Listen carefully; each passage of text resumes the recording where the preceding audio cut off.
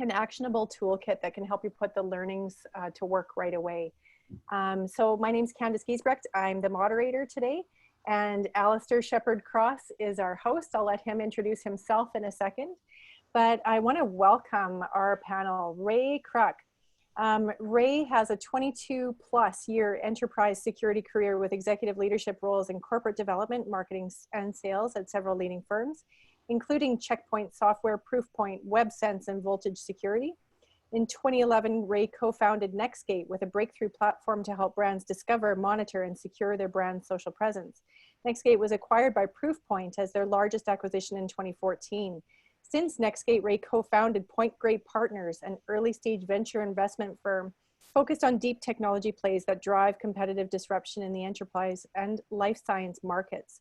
Ray enjoys mentoring other startup ventures, which I think is probably a big part of why you said yes today, Ray, with his participation as an associate in Canada's leading technology venture mentorship program, Creative Destruction Lab. In 2017, Ray founded and became CEO of Tugboat Logic, a platform that leverages advanced technology and embedded guidance to automate and simplify security management. That's, yeah. Wow. Tugboat Logic helps clients prove compliance and transact more effectively. To date, the company has raised over $15 million in venture capital, leads its market with more than 200 enterprise clients, over 20 strategic audit and solution partners worldwide. Welcome, Ray. Thank you. Thanks for having me.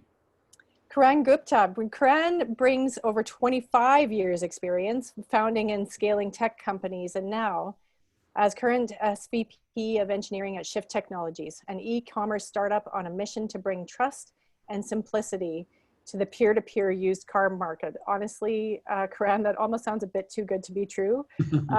He's seasoned in data-driven, but that just proves there's a need, in data-driven product development and growth strategy, having co-founded a multi-million-dollar startup, Mammoth, a cloud SaaS startup built to collaborate on shared projects with file sharing, wikis, and real-time messaging. Mammoth served users from 80+ countries until it was acquired by Prism in 2016. Prior to that, he ran collaboration at Sony PlayStation across US, EU, and Japan, was accepted into AngelPad, and in 2002 was invited to be a member of Mensa. Wow. He's an innovator and has firsthand extensive experience building high-performing remote technical teams. He's passionate about music, and I knew I liked you, Karan. You also love motorcycles, so we can chat motorcycles later. Welcome to our panel, Karan. Thank you. Thank you for having me. Alistair, I will let you, our host, introduce yourself and tell our participants a little bit about Teamit. Yeah, hi everyone. My name is Alistair Shepherd-Cross. This is a tough group to follow, but I found a founder of Agile Recruiting and Teamit. Teamit is based up here in Calgary, which is in Western Canada, and we place high-performing remote teams. We've been working with many companies out of the US over the last 5 years, putting together remote and flexible hiring strategies for them, and then helping them build teams up here in Western Canada, either employees and actually setting up physical office space for them, or putting together remote contracting teams for them as well. Obviously I know Karan and Ray very well. They have both built teams up here in Western Canada, and I think have seen the benefits of it. And it's been a great experience for them, and we've thoroughly enjoyed the relationship that we've built with them. So they're both based down in San Francisco,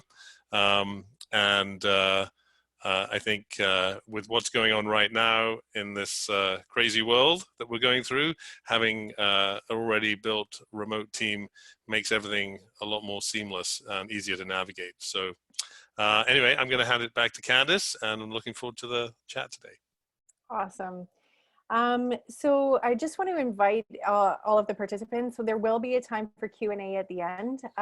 But if you have any questions that you want to start popping into the chat, by all means, just keep track of it there, and then I'll make sure that we circle back to it before the webinar is done. So Karan, I'd like to start with you. You have a lot of experience in managing a remote workforce consisting of both permanent and contract employees. As we get our bearings in this discussion, I think it's important to start with just some basics so that we can level set the conversation. At Shift, tell us how you manage the performance of your remote employees. And do you have any differences between the contractors and the permanent employees? Yeah, good question. So let me start with the second one though. Sure. Any differences between the contractors and the full-time employees? So this is a question that I've actually been asked a few times now since I've joined Shift. And that's because Shift traditionally hasn't been very distributed. And that's one of the reasons, I've been asked to join, is to kind of help the company get access to more diverse talent. And some of the questions that are coming up during interview panels especially has been, how do we interview contractor versus full-time? And my guidance is there is absolutely no difference. This is what the world is moving towards. It's just, it's just that now, because of this whole COVID situation, many companies that weren't moving towards it now kind of have to figure this out, right? But the world has been moving towards freelancers and contractors for quite a few years now, as I'm sure Alistair can attest to that. So you just have to look at anybody who's joining your company exactly the same. It doesn't matter what the relationship of employment is. And so that means when it comes to performance, you again have to factor people the same. Now their benefits might be different, that because of the nature of that relationship. Some people might get a bonus if they do better. On the other hand, contractors might get, a hike in their rate if they do better over time.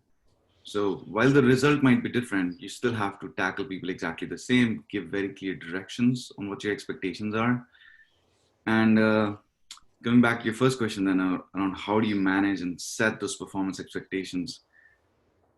I actually, that's kind of why I was pointing out the systems answer in the survey. You kind of have to put some systems in place that work both for your in-house, on-site people, as well as the remote people in your company. And I tend to do that using like some of the traditional tools that we have available, to everybody, using like spreadsheets and so on. But the systems you put in place are, you actually have to discuss and write down what those expectations are so that both parties are aligned and, agreed to the same thing. For example, like, let's say someone in a director role, how technical are they supposed to be versus how strategic versus how tactical in various things. So these are things that you should discuss and write down, right? And they should be somewhat universal across the company. So that's why, writing them down helps, because if you don't, then only the people who are there when you had the discussion kind of have that institutional knowledge, and the people who might join later, they won't. But if they're written down, everyone has access to the same thing. So, oh my gosh, there's like I think I have about 5 questions within that, but I also want to make sure that we move over to Ray. Just briefly, Karan, because I think it's a question that many of us who've been in the trenches or who are in the trenches sort of wonder. How do you equip your leaders to be doing that performance management? You definitely have to, like, different people are different, so you have to, some people are much more receptive and much more experienced compared to others, and so they might have different kinds of questions or different kinds of depth that you have to get to for an understanding to them. But yeah, sometimes it's about just being able to listen and listen to the concerns that someone has. So for example, there was I'm looking back to a lead engineer that I had in the past who was responsible for running their own team. And that's not really what they were good at. They were very good at the engineering part of it.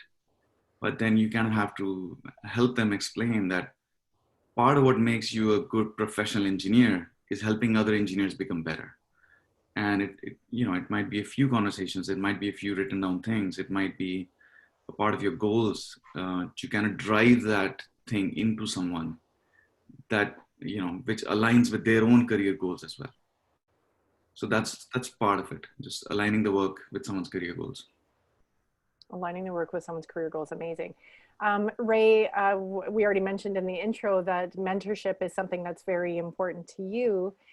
Your company is distributed and then became suddenly all of a sudden remote.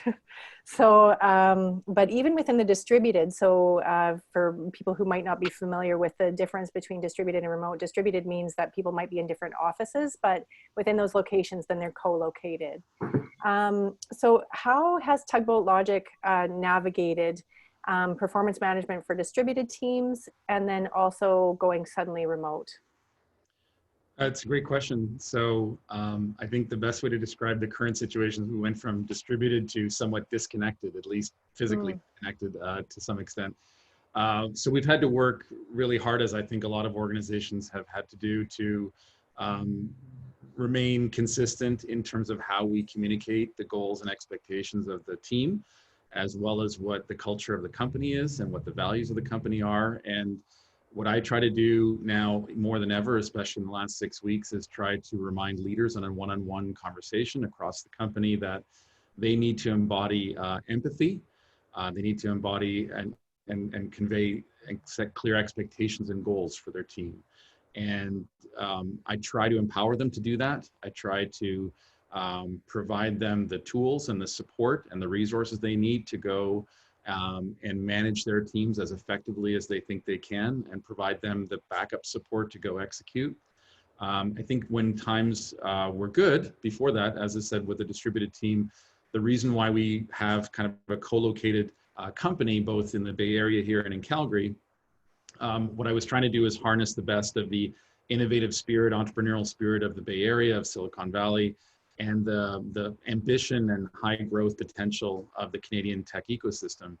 And that's bringing those two elements together have been interesting too. It hasn't always been swimmingly beautiful, because there are different, despite the fact that Canada and the US are quite the same in many respects, there are differences culturally in terms of how you communicate on a professional level. So I tried to address those things as early as I could in the life of the company. And now I think with, as I said, with the sort of organizational resilience we've built into the company from the get-go since 2017, when the company was founded, to distributing or dispersing leadership across the company. So not just having it in sort of one epicenter and then everyone else is remote and it's a sort of hub and spoke model, but having both sides of the border, as it were, both locations have leadership elements within it that can, are empowered to manage their teams, but also be leaders beyond their teams, beyond their functional role within that office or within that location. So I try to foster and tell everyone that, yeah, you might be the head of sales or the head of marketing or the head of engineering, but everyone else in the company sees how you're acting or how you manage your team or how you interact. So you're always on, and to be seen as a site leader, you're sort of a leader or part of a leadership group of the entire site, as it were. So we've been doing that since the beginning, and with COVID-19 coming on, I think that resilience has now been somewhat baked in. We've been able to manage the situation, I think, quite well. There's been some hiccups and bumps along the way, but that's been important. I think the other thing we did early on that's helped us through this particular crisis has been to, when we recruit and hire, we try to, as best we can, bring in diversity and inclusion into the workforce, the diversity of not just race, color, creed, skin, et cetera, but more importantly, mindset, a diversity of mindset.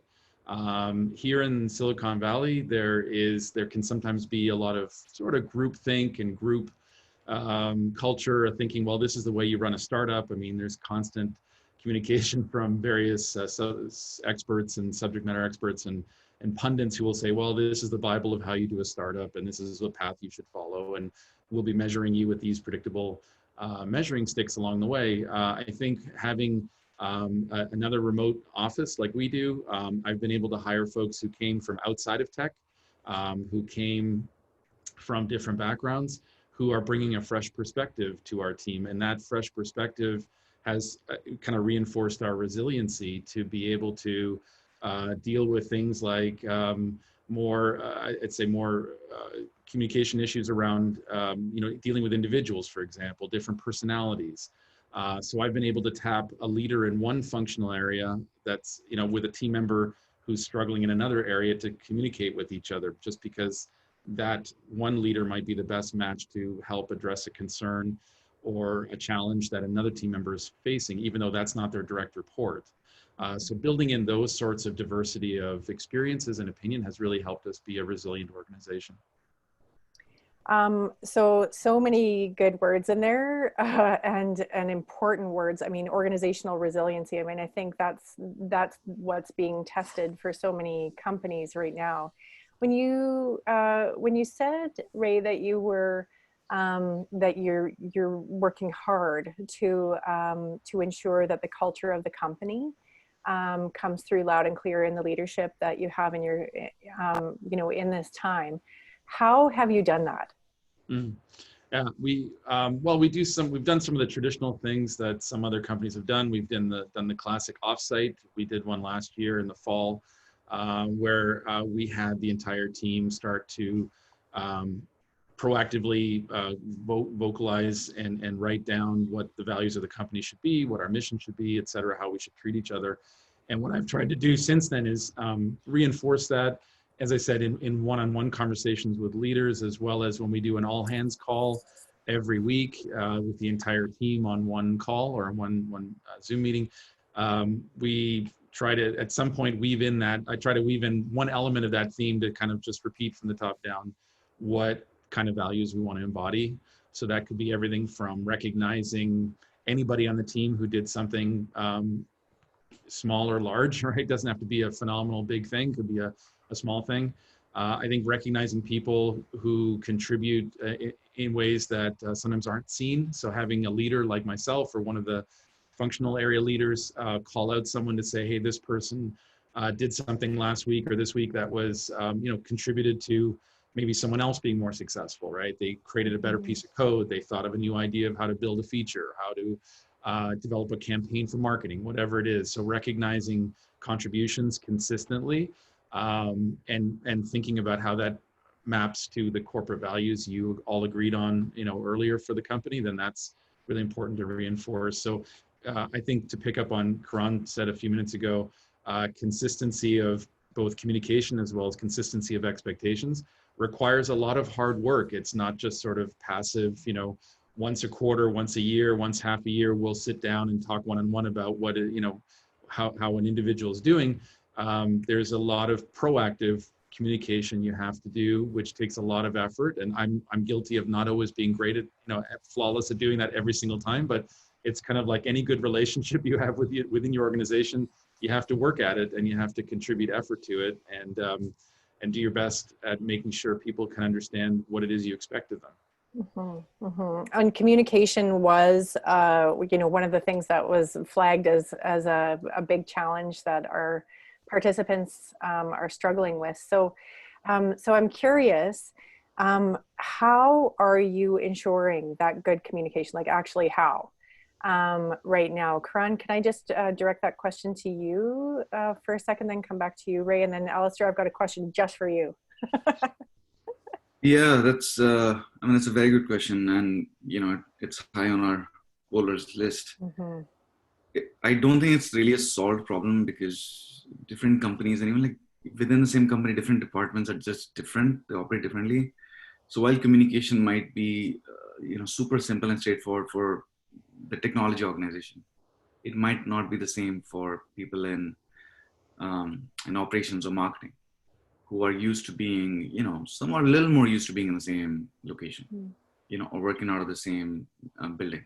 And I'm, thinking more about shift here in this case.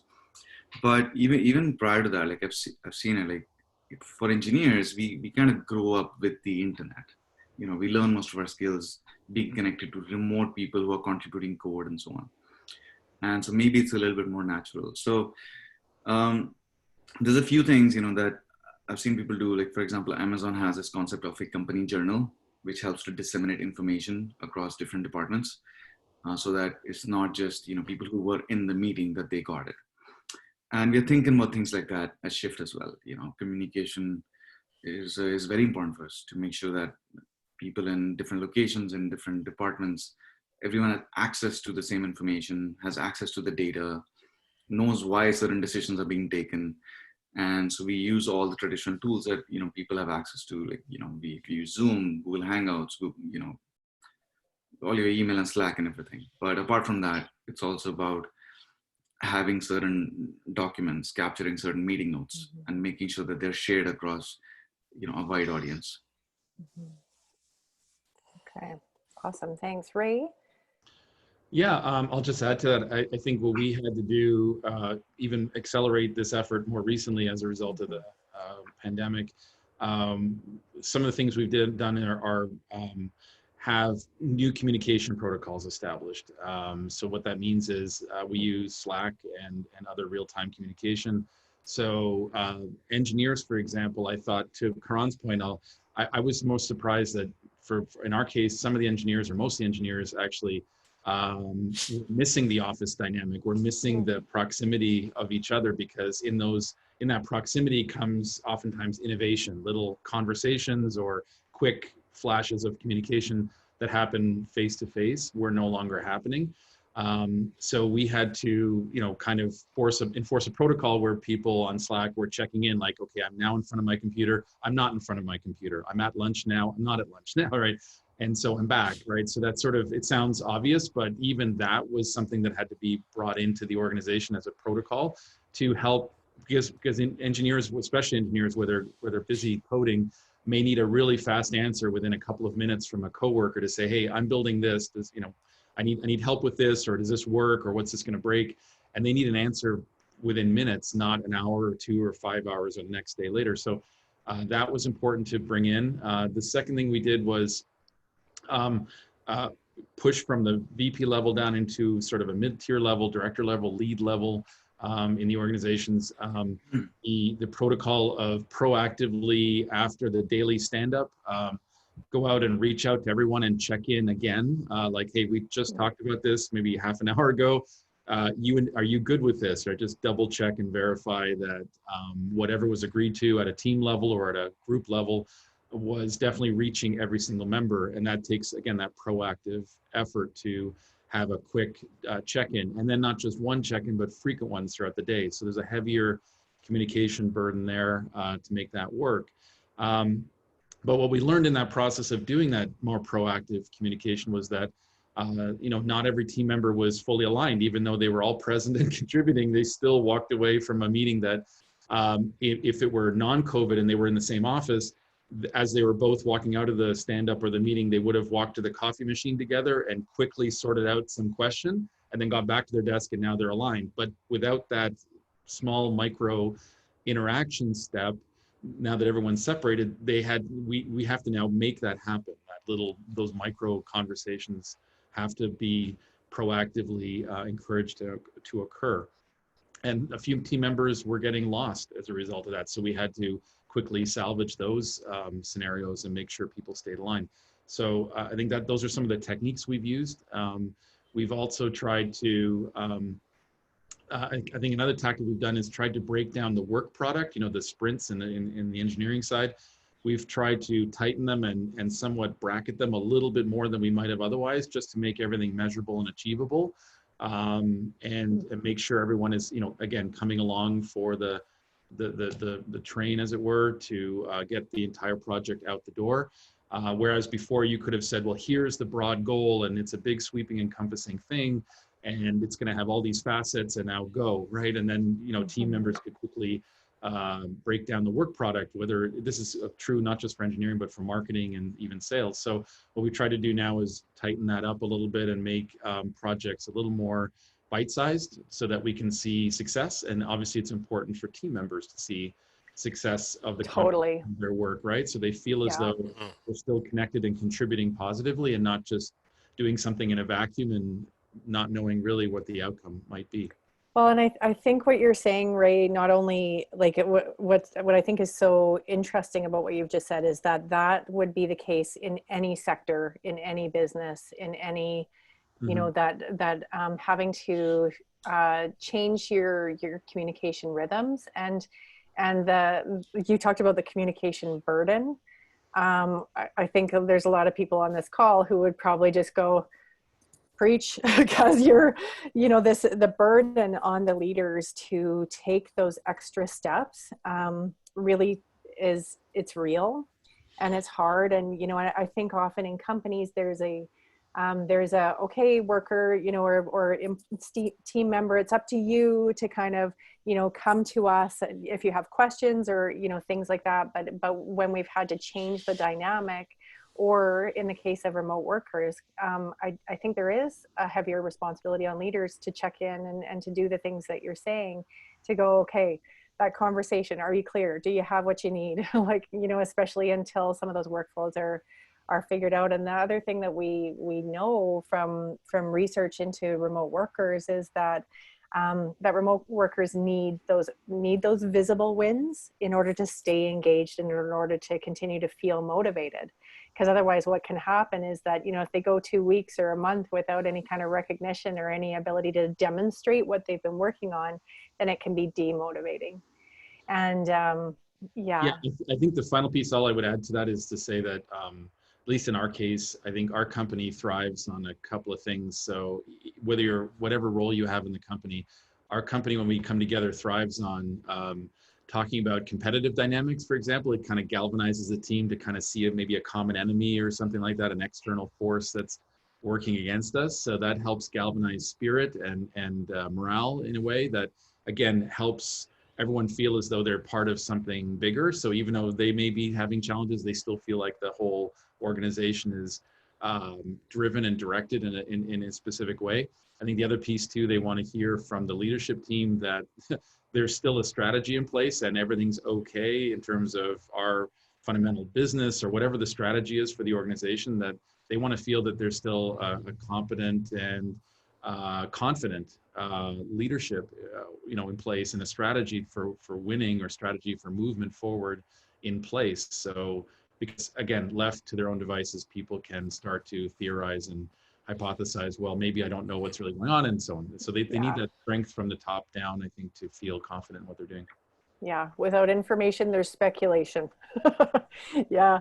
Alistair, you have been in tech recruiting for 20 years. And as in that role, you've had a front row seat to a lot of companies hiring. And I know, because I've heard you, have really seen where companies have hired well with your help, but have hired well in particular for those leadership positions. And so I wonder if they're like, what the top 3 things are that you think make a successful leader, especially in remote and distributed environments. Well, first of all, you could just look at the 2 people in front of you on the screen. That's what makes really good Totally. team tech leaders, like seriously. And actually going last is always hard because they use up all the good material. We'll talk later. Yeah, well, first of all, I mean, the companies and the leaders that I've seen be successful, it starts with 100% commitment to the process of, you really truly believe in building a remote team, and you believe in what that means and what it takes, because it's not like building a local office. It takes a much bigger commitment. And so it starts there, and it really starts at the top, like the founders, the leaders of the organization, and then that trickles down to the managers, and then the people that they're managing as well. So everyone has to be bought into the whole concept of a remote office. And, it's super important for leaders to listen, to understand that the market they're moving into is different to the one they're coming from. So, one size does not fit all, and you can't jam San Francisco ideas necessarily down Canadians. It just doesn't work, and it's different. Even though they're all North American, they sort of sound somewhat similar. Culturally, there's some similarities, but there's a lot of differences too, and they can be subtle. And it takes someone who wants to listen to actually notice them. And so that's really, really important, is understanding. And I think when people you're hiring in another country or another city feel that they're being listened to, that creates a lot of trust, and it creates a lot of motivation and belief in what they're doing and the organization that they're joining. So that's really, really important. FaceTime is super important too. Again, that's the sort of comes back to commitment, actually taking the time to come up to Calgary or Vancouver or wherever it may be that you're looking to build an office, and actually get to spend some time there and understand the city, and get that FaceTime. And when you're going through the hiring process, it's also important to bring people down to head office too, so to mingle and merge the two groups, so you don't end up with these islands where you have, and Ray was speaking to that earlier about they have leadership in Calgary, they have leadership in San Francisco, and so that is often a knock when you hear about companies having a second office. They feel that all the senior roles are in head office, and head office calls the shots. Well, that doesn't really motivate people ultimately. So if you can merge the two and have sort of leadership and decision makers in both locations, that's huge. And so, and having actually assigning a travel budget that allows you to bring people down to head office, and also just as importantly to bring people from head office up to because then they can see it, they can feel it, they can get to meet people face to face, so that everybody's bought in. But that is, it takes time, and there's a cost to that, but it's completely worth it, and pays dividends down the road. And I think ultimately, the characteristics of a leader that I look at when you're managing, it's not just remote teams, it's any team for that matter, but it's trust, it's communication. You have to trust in your people. You've got to give them autonomy. You've got to make them feel like they are able to make decisions. You've got to be a fantastic communicator and put that absolutely at the top of your list, and have really clear deliverables, really clear meetings, with a regular cadence that you stick to. So you've got to be organized, and you've got to do video chat and like as much sort of face-to-face time as you can, and then be inclusive, be really inclusive with the teams, whether it's the mix them up, so you have your head office teams working alongside and in conjunction with your, let's say, Canadian teams. And when it comes to hiring, I mean, obviously the first few hires are absolutely critical. You have to get the right people. So it's worth spending the time to do that. You cannot cut any corners there. And, you need leaders, people who are well respected within the community, because they're the ones that are going to spread the word for you as you want to continue to grow and help build the credibility. I mean, the whole sort of community is sort of looking to these individuals to say, well, what's it really like? What's this company like? Is it just lip service, or are they legit? How do they treat people? All those sort of things. So having really credible people and individuals that are self-motivated and don't need to be handheld are really, really critical. So those first 2 or 3 hires are essential. Okay. Hey, I want to underscore one point Alistair said around FaceTime and like going to meet people and so on. So I've been lucky enough to get the chance to work with people from different countries. But one reason I think like Calgary works out really well is because of that. It's very easy to get to, especially like from here, and pretty easy to get people to come down, and of course it's a fun place. First about 6 months of the year, it's very easy to get people to come down here for sure. yeah. In the past we've had hackathons and so on, and it's been good opportunities for people to come and meet, hang out, and like spend time with each other. And every single time I go there, we have a lot of fun. So. Oh yeah, it's huge, and it just sets a great tone when someone takes the time, like a senior manager, leader takes the time to come up, and especially when you brought other members with you from San Francisco. I think it just cemented that bond, and it really makes a huge difference. And part of the challenge is to consistently do it, because as teams grow, obviously the budgets get bigger, when you want to fly people down. So it's sticking to that, so that, you don't sort of, it's important to do it in the front end when you're just getting it going. That is really, really important. And probably you need a greater amount of face time as you're building. And then once you've got the office up and running, you can pare that back a bit. Maybe you don't have to come up quite as often, but I think I have noticed with some companies, they do sort of, as the companies and the teams grow, suddenly the appetite to bring people down drops. And you can see the difference. You can see how the kind of island culture starts to develop within different groups if there isn't that constant interaction. So it's really, really important to keep following through with that and to consistently do it. Mm-hmm. Awesome. So we've had a question come in, and this actually came in even before the webinar started, but if people are underperforming, what words of advice do you guys have for leaders who need to, they know what they would do if they were face to face, but in a remote and distributed environment, what advice do you have for managing people that are either underperforming or you're worried that they're not doing well? Tough conversation. How do you have it remotely? Karan, do you want to go first, or? Okay, sure. Yeah, normally, so if you imagine you're face to face and having that conversation, you can look someone in the eye. You have, you're more attuned with each other's body language, and it's a little bit difficult to do that in a, when you look at a camera, it's just not the same.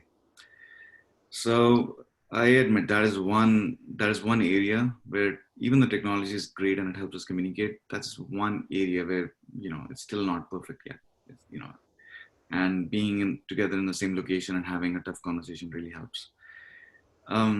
But all you can do is just make sure you have enough gaps in your conversation to, to really listen and pay attention to what, the person is saying and what, what reasons they might have for not performing or not, meeting your expectations, because there may be something going on in their life.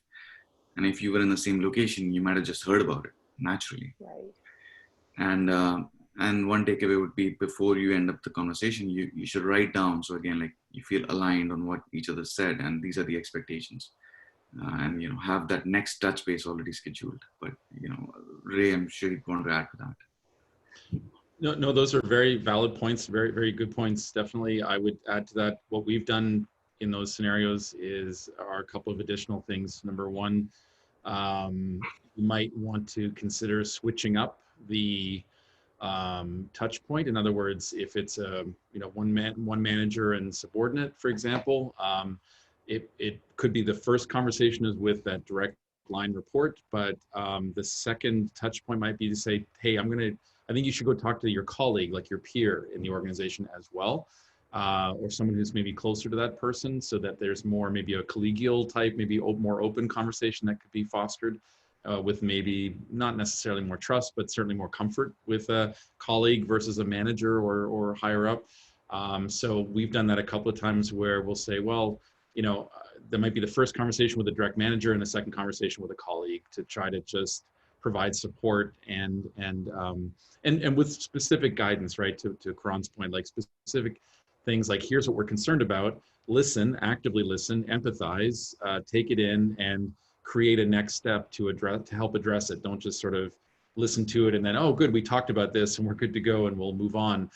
It's coming back and re-centering around that. And the follow-up could, as I said, be with a colleague, for example, to try to provide support. I think that empathy and support initiative and lean in is really important for those underperforming folks or people you're concerned about.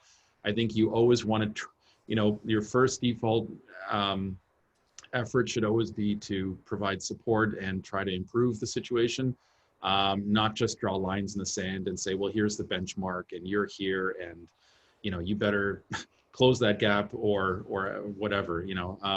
I think that the default should always be, whether it's during a pandemic or not, whether it's remote over video conference call or not, there should be that. I think the other thing is, in terms of providing, what we've done too is try to provide resources to people offline. So in other words, say, look, if you want to talk to someone else, you can. that's outside the organization, if it's something that has to do with maybe a personal situation that's happened, or give them time off to literally take a day or two or whatever it is off from work and say, hey, if there is something personal that's going on, take some time to address that first, and we'll help you get your maybe head in a better space, and then come back in and we'll welcome you back in. So giving them some room or some slack to recenter themselves if it's an issue related to something that's outside of work or not directly work related, which can happen certainly even at the best of times. So I think those are important things to do.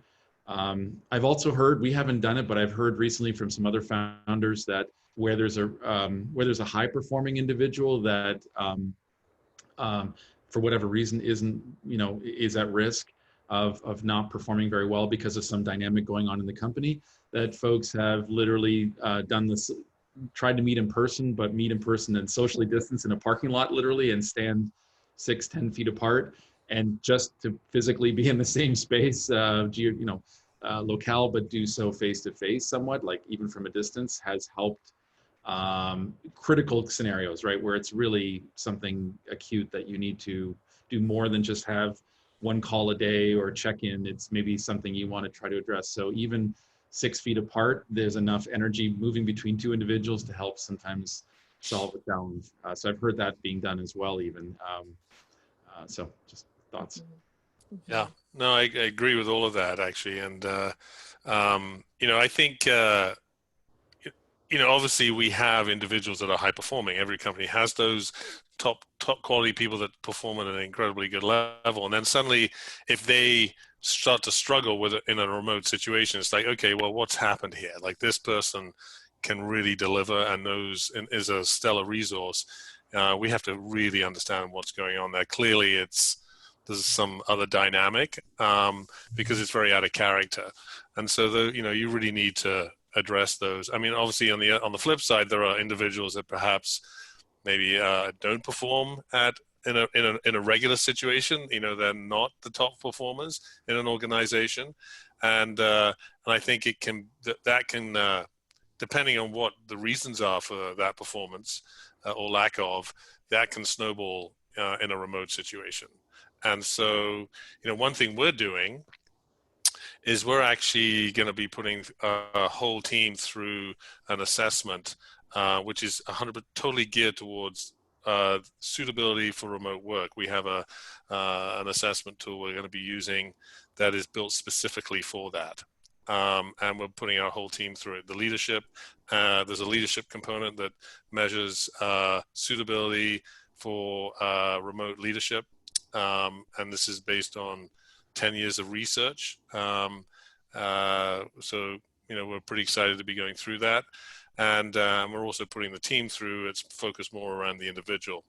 So we're really taking that on to see where the gaps are that exist within our organization. And I think that's something companies should look at as they go through this, because when we come out the other side, the world is going to look very different. This is not really about the pandemic anymore. I think a lot of people are starting to realize that the workplace is going to change forever, and that when we come back, there's going to be much more of a remote component to everybody's work. And so the ability to assess leadership gaps that you may already have within your organization, I think is prudent. So that's actually the perfect segue into what I think will probably be my final question here during our time. And by all means, if you have questions, any listeners, pop them into the chat and we'll do our best to make sure that they get asked. But, the title of the webinar referenced competitive advantage, and a lot of companies are going to be looking at these last couple of months, especially as, there's some talk about easing restrictions and some people returning back to work in various sectors. I'm super interested to hear, Ray and Karan, where and how does having remote and distributed workers contribute to your competitive advantage? And if it's okay for us to just ask to peek behind the curtain a little bit on that, I'd love to hear. And for those companies who are considering, maybe this is part of the permanent way that we're structuring things.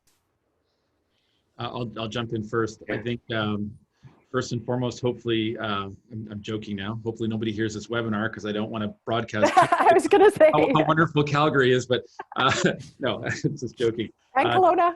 Actually, you're not entirely. No, I think Canada has a very strong tech ecosystem, and it's kind of like outsourcing or whatever you call it, near sourcing nearby, right? So I think it's a no-brainer for people to think when they start a company, especially a technology company, but it could be even a services company or manufacturing, to look at kind of a North American strategy at a minimum, right? That even could include Mexico as well. And I've heard many tech companies actually starting to look at Mexico as another location for outsourcing or for building teams there.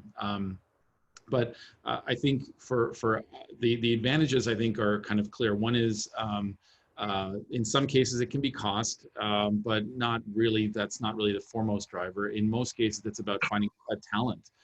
Quite frankly, at least in the technology sector that I can speak fairly well about, might be different for other sectors, other industries, but for technology, you tend to get, everyone is sort of clustered in one or two centers, whether it's Bay Area, Seattle, maybe Austin, Texas, and maybe New York, right? So you have four centers in the US, and everything in talent is tapped out. And so, and talent is expensive because it's tapped out, and the labor supply is small as a result. So you can gain a tremendous amount of competitive advantage, as I said earlier, by looking at other centers, either around the US or around Canada, that are maybe in sort of secondary, I'll call it secondary city markets that are smaller in scale, therefore sometimes a lower cost to do business in overall. But most importantly, you get, as I said earlier in my comments, you get a diversity of experiences and diversity of talent that could be, really senior and experienced talent that you need, especially. So I was saying earlier, I've brought in people into my team that came from outside the tech industry. They were sort of an adjacent industry. They had experience in tech, but they weren't born within tech. But they're older. They're more advanced in their years, more advanced in their careers. They've got a couple of decades of work experience. Those sort of people are invaluable to have as in a mix of your team that can provide that stability and those best practices and sense of confidence and reassurance that you've got a well-designed team that has resilience built into it with strength of character of leaders that are spread across the organization. I think that's really important. And that's what you get from the benefit of opening your view and looking at how you can build an organization that's not just centered in one location that you're, say, most comfortable or most familiar with. There's a lot of benefit to be had to look more broadly. There's also tremendous, if you look at the Canadian situation, there's a tremendous amount of support the government provides to the tech sector, for example. And I know for many other sectors as well, like food and manufacturing, and there's many industries that are supported by both Canadian, European companies as well, and countries as well. So those are other additional benefits that you gain as a company, especially when you're small and cash is a precious resource. You want to look for places where you get maybe an amplified leverage as a result of a government program that could help get you talent faster, get you access to resources faster, so you can spool up faster. And that's the most important, especially I think for a startup. We did have a question pop in, but before we get to that, Karan, anything you would want to add to why this model has provided your company with a competitive advantage? Yeah, certainly. So I'll echo, all that Ray said, very good points.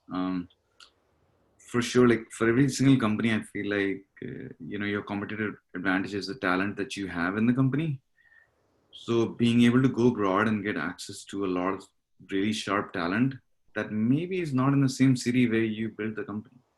Like, why not? I mean, you should do that. And then figure out how to work with them and make them successful. And in the process, if you end up saving some money, that's great. Mm-hmm. Mm-hmm. Yeah. Yeah. And I think also when you come up to Canada, it's a different story. It gets people's attention, especially if you're coming to a tier 2 city, let's say like Calgary, for example. A Silicon Valley company coming to Calgary looking for talent, that is actually a real story. Even if the company's got 10 people. Mm-hmm. It's a brand new startup. That's a story, and it gets people's attention.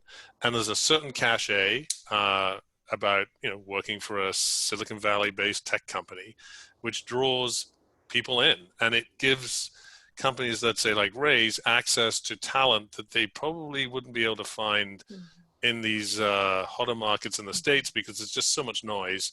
Plus, you know, the affordability is just really out of your price range. So it gives you access to a talent pool and a level of seniority that you really just can't find. And I think the one other piece is retention, which doesn't get discussed very much, but you know, you're honestly better off not hiring someone than hiring someone who leaves 6 months later. So the retention rates are way higher when you look at Canadians versus some of these hotter markets like New York or Silicon Valley. You know, you hire talent up here, it stays, because the chances are the opportunity is better, the compensation's a little bit better than what the local market can pay, and you know, you're working remotely. You know, there's a lot of positives that the local markets can't really compete with. So. Awesome. Thanks, Alistair. So our final question here from a participant, if the pandemic and social distancing continues on for a while, tips for hiring and onboarding. And so, yeah, so I mean, I think the hiring, there was a little bit addressed, but any quick popcorn thoughts and tips about how to do that well? I'll take one quick piece of that. Well, you know, if the pandemic continues, then obviously that creates a lot of uncertainty. And so it's going to be hard to predict what's going to happen down the road. So the idea of hiring sort of a scalable team where you have a scalable workforce that you're not committing necessarily as employees, but they're committed, let's say, consultants, you can have a lot more flexibility with that workforce. You can scale them up and scale them down as and when you need them. And you're not, so it's a lot less risky. And, you know, one of our clients that we built a team for, they've kept the consulting team pretty much intact, but they let a lot of employees go because they could see that they had greater flexibility by keeping the consulting resources in place for the reasons I just mentioned. So I think, you know, being creative around hiring and trying to come up with, you know, resource strategies that mitigate and lower your risk and commitment, if this continues on, would make a lot of sense. Yeah, Ray, Karan, yeah. Yeah, I'll just add quickly. So, I mean, I'm bringing up systems once again, but there's a couple of things you should do, like when you onboard someone, and you would do this even if they weren't remote, and, you know, we didn't have this COVID situation, and, you know, with us, is create a checklist of some kind that you would apply to, you know, hiring when you hire someone in a particular department. You can use tools like Process Street or, you know, anything else like Trello, Asana, whatever that you have for that. Do something like that. Have it standardized across the department. And number two, assign them a buddy, you know, for a couple of days or a week, as long as it takes for that particular department. So that way you can be sure that that person has the opportunity that they need to really get ramped up quickly and, you know, help them be successful. Awesome tips. Ray, looks like you're going to be our last contributor on this. Yeah, just to add to those really good points, the additional thing we do, or that I think we try to reinforce, is bring that individual in as you're onboarding them as quickly as possible to the broader set of groups, so they quickly get acclimatized to the culture of the company. They don't feel like they're in an island in just their functional role, number one. And number two, I think leverage tools. We leverage Slack quite a bit and encourage humor and personal sharing a little bit to establish trust very quickly and a sort of connective tissue between that new individual coming on board the team, letting them build their own persona as well through Slack and other means through humor to feel comfortable and assimilate faster. That's something we try to reinforce with our team as well. Awesome. I am so grateful for the time that you've provided, and especially for the wisdom that you've shared. Ray and Karan, thank you so much on behalf of Teamit and on behalf of the participants who were able to make it, but also the number of people who signed up who couldn't hop on the call, and the people who are going to be seeing this as we share it out. Just so we have so much gratitude to both of you. Thank you for your time. Thanks. Thank you for having me. Thanks for having us. See you later. Okay. Thanks, guys. Stay safe and healthy, everybody. Will do. Thank you. Okay. Bye.